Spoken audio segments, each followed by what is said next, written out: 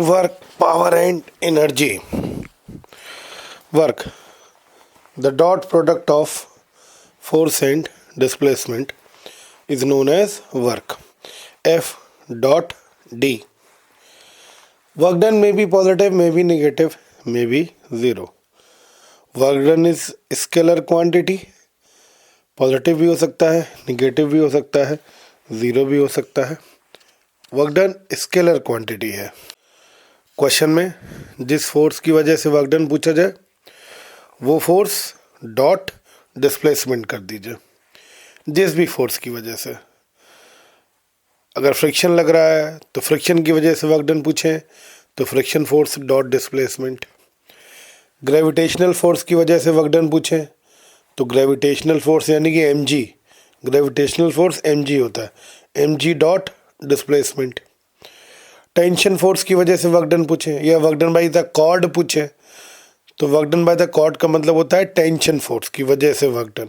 तो tension force dot displacement means जिस भी फोर्स की वजह से वर्क डन पूछें सिंपल उस फोर्स और डिस्प्लेसमेंट का डॉट प्रोडक्ट कर दिया जाता है और वर्क डन आ जाता है.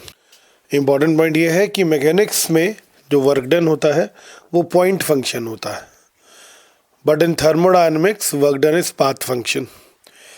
मैकेनिक्स में वर्क डन आप देखेंगे तो फोर्स डॉट डिस्प्लेसमेंट, और डिस्प्लेसमेंट इनिशियल और फाइनल पॉइंट पे डिपेंड करता है, बीच के रास्ते पे डिपेंड नहीं करता. तो इसलिए मैकेनिक्स में जो वर्क डन है वो बीच के रास्ते पे डिपेंड नहीं करता.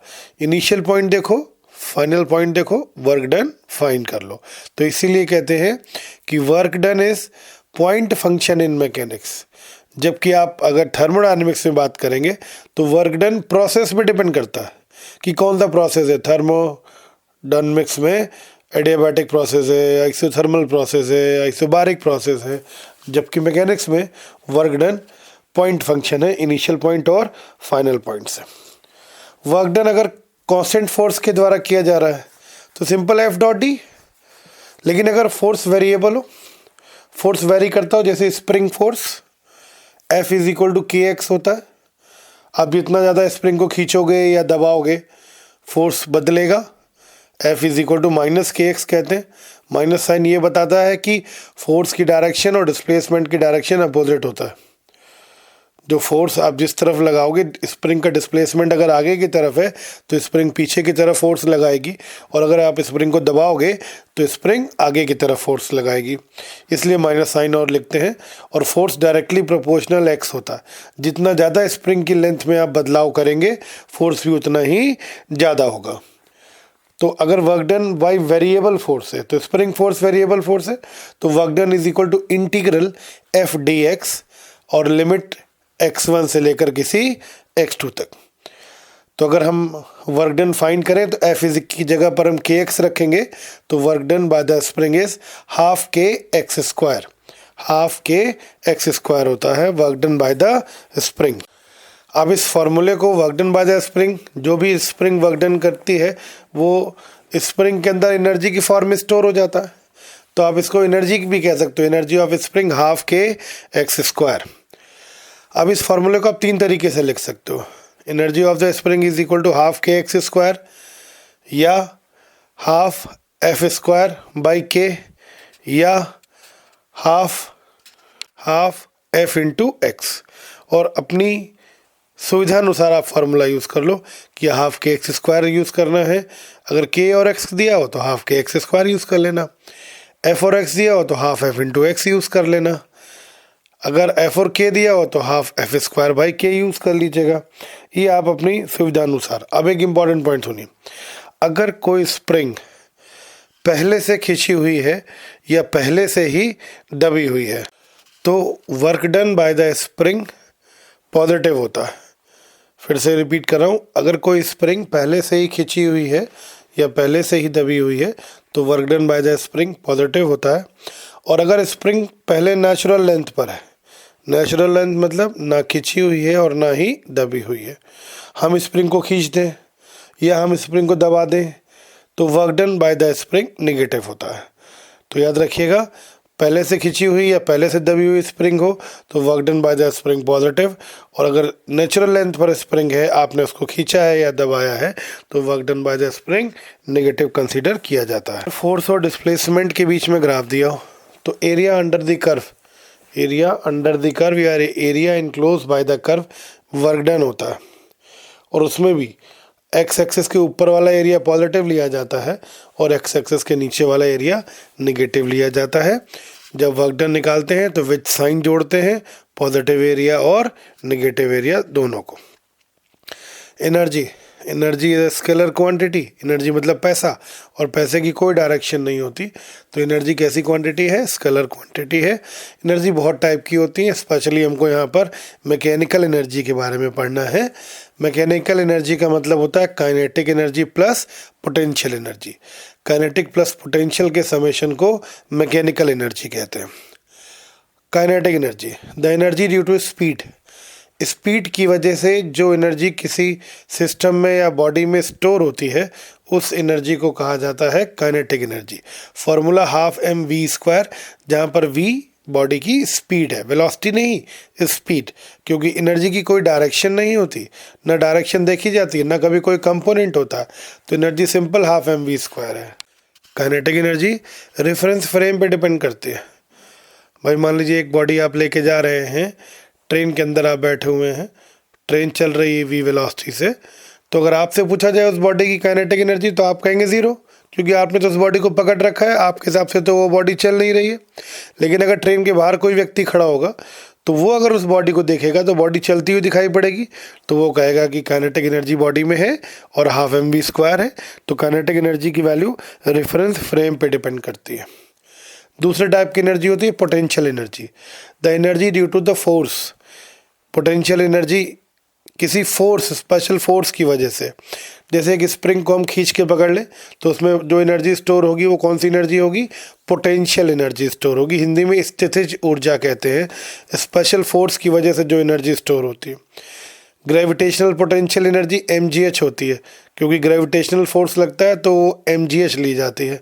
Electrostatic potential energy 1/4 π0 Q1 Q2 upon R होता है। दोनों चार्जेस के बीच में फोर्स लगता है तो वो ग्रेविटेशनल इलेक्ट्रोस्टैटिक पोटेंशियल एनर्जी हो जाती है।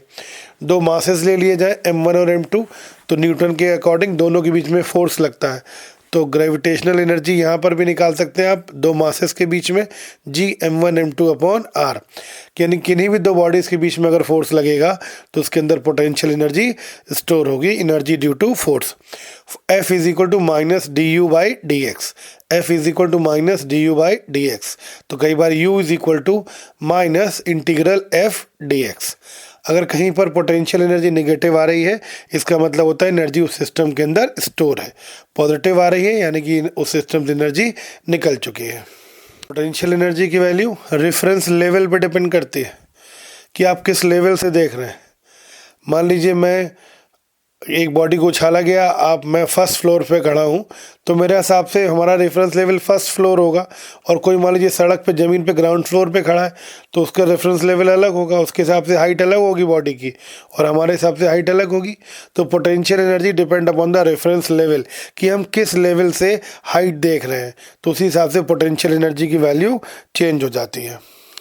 इंपॉर्टेंट बात यह है कि पोटेंशियल एनर्जी तो रेफरेंस लेवल पर डिपेंड करती है, लेकिन change in potential energy reference level पे डिपेंड नहीं करता। चेंज इन पोटेंशियल एनर्जी हमेशा कांस्टेंट आता है, वो रेफरेंस लेवल पे डिपेंड नहीं करता है।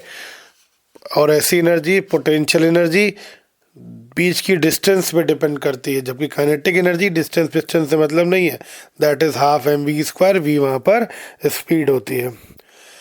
दुनिया में दो प्रकार के फोर्स होते हैं, conservative force, non conservative force. Conservative force वो होते हैं जो किसी सिस्टम पे या किसी बॉडी पर लगते हैं और मैकेनिकल एनर्जी को कंजर्व कराते हैं। ये ध्यान रखिएगा, सिर्फ काइनेटिक या सिर्फ पोटेंशियल नहीं, मैकेनिकल एनर्जी को कंजर्व कराते हैं। मैकेनिकल एनर्जी का मतलब होता है kinetic energy plus potential energy. हाँ, इंडिविजुअली काइनेटिक भी बदल सकती है, इंडिविजुअली पोटेंशियल भी बदल सकती है, लेकिन जो दोनों का समेशन है काइनेटिक प्लस पोटेंशियल वो कांस्टेंट रहता है अगर कंजर्वेटिव फोर्स होते हैं तो। कंजर्वेटिव फोर्स होते हैं तो उस सिचुएशन में, जैसे कि एग्जांपल के तौर पे अगर टोटल एनर्जी 10 जूल है, 10 जूल है, काइनेटिक है 7, पोटेंशियल होगी 3। हो सकता है काइनेटिक हो जाए 6, पोटेंशियल हो जाए 4, लेकिन टोटल 10 आएगा अगर कंजर्वेटिव फोर्स है। काइनेटिक हो जाए 5, पोटेंशियल हो जाए 5, आएगा 10, टोटल समेशन 10 रहेगा। अब कंजर्वेटिव फोर्स हैं कौन कौन से?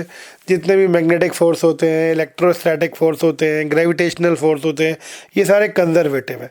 ये एनर्जी का लॉस नहीं कराते, ये एनर्जी को कंजर्व रखते हैं। दूसरे टाइप के फोर्स होते हैं नॉन कंजर्वेटिव फोर्स, ये एनर्जी को लॉस कराते हैं। ये जब भी लगेंगे सिस्टम की एनर्जी लॉस हो जाएगी। जैसे एग्जांपल के तौर पे फ्रिक्शन एनर्जी का लॉस कराता है हमेशा, चाहे आप किधर भी जाओ फ्रिक्शन हमेशा अपोज करेगा। एयर रेजिस्टेंस एनर्जी का लॉस कराता है। विस्कस फोर्स एनर्जी का लॉस कराता है। तो ये सारे फोर्सेस नॉन कंजर्वेटिव हैं, ये जब लगते हैं तो एनर्जी का लॉस होता है, एनर्जी कंजर्व नहीं रहती है। अगर कोई चेन है, उसको मैं किसी टेबल से लटका के हैंग करा दूं, मान लीजिए 1/n पार्ट मैंने इस चेन का हैंग करा दिया, 1/n पार्ट, जैसे 1/2 पार्ट हैंग करा सकता हूँ, मतलब आधा, या 1/3 पार्ट या 2/3 पार्ट, वो पार्ट मैंने हैंग करा दिया। उस पार्ट को मुझे खींच के ऊपर लाना है तो मुझे वर्क डन करना पड़ेगा और मेरा वर्क डन वेरिएबल होगा, फोर्स वेरिएबल होगा ना, इस वजह से, क्योंकि हम चेन को खींचेंगे, जैसे जैसे हम चेन को खींचते जाएंगे वैसे वैसे जो चेन का मास हैंग कर रहा है वो कम होता जाएगा। तो शुरुआत में हमें ज़्यादा फोर्स लगा के खींचना पड़ेगा और धीरे धीरे चेन जैसे ऊपर आती जाएगी हमें फोर्स कम लगाना पड़ेगा, तो ये फोर्स वेरिएबल हो गया। तो इस सिचुएशन में जो work done by the person होता है that is mgl/2, L chain की लेंथ है, mgl/2 इंटू 1/n का होल स्क्वायर, 1/n का होल स्क्वायर। तो mgl/2 1/n का होल स्क्वायर। जैसे एग्जांपल के तौर पे कहें 1/3 पार्ट चेन का हैंग कर रहा है, 1/3 पार्ट हैंग कर रहा है, तो वर्क डन उसको खींचने में कितना होगा? तो mgl/2 और 1/n की जगह 1/3 रखेंगे, 1/3 रखेंगे का होल स्क्वायर, तो 1/3 का होल स्क्वायर 1/9 आ जाएगा। तो ये आ जाएगा टोटल mgl/18, mgl/18। तो फिर से फार्मूला रिपीट, mgl/2 1/n का होल स्क्वायर। उसके बाद एक बहुत इंपॉर्टेंट चीज़ आती है work energy theorem. Work energy theorem होता है दुनिया में किसी भी टाइप का फोर्स हो, कंजर्वेटिव हो, नॉन कंजर्वेटिव हो, कैसा भी फोर्स हो, work done is equal to change in kinetic energy. ये एक यूनिवर्सल लॉ है, work done is equal to change in kinetic energy. किसी भी टाइप का फोर्स एक्ट हो रहा हो सिस्टम पर, ये लॉ एप्लीकेबल होगा। हाँ, अगर कंजर्वेटिव फोर्स लग रहे हैं, अगर सिर्फ कंजर्वेटिव फोर्स लग रहे हैं तो ये फॉर्मूला थोड़ा सा और बड़ा हो जाता है। Work done is equal to change in kinetic energy is equal to minus times of change in potential energy. Work done is equal to change in kinetic energy is equal to minus times of change in potential energy. ऐसा सिर्फ तब होता है जब conservative force लग रहे होते हैं, वरना work done is equal to change in kinetic energy is applicable for all type of forces, conservative, non conservative, variable, etcetera etcetera. Power, the rate of work done is known as power. Power is equal to work done upon time, या फिर हम कह सकते हैं dw/dt, that is power. Power की unit होती है joule पर सेकेंड या फिर वॉट। इसको हम हॉर्स पावर में भी नापते हैं, मेज़र करते हैं। 1 horse power is equal to 746 what.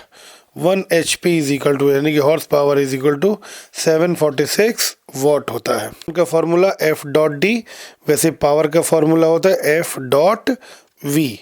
Power is equal to F force dot velocity. Force constant है तो